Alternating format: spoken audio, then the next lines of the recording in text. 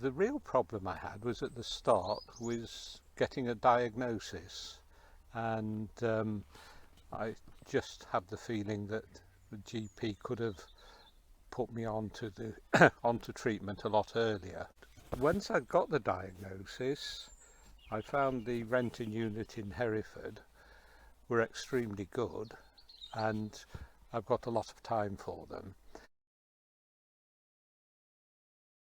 But the biggest help I had was a farmer's wife in the next valley had lymphoma diagnosed about 6 months before I had the prostate cancer diagnosis, and she was almost my mentor or buddy. And if I felt something was wrong, the first port of call was Maureen, who could tell me, oh yes, you can expect that, that's not exceptional, don't worry about that.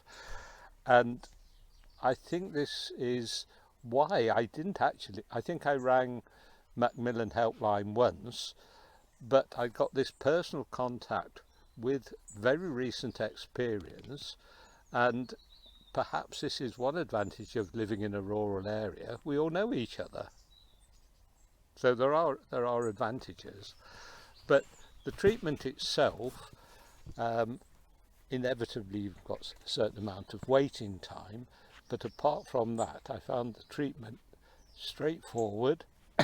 It was delivered extremely efficiently, and they made what was obviously a troubled time as pleasant as they could.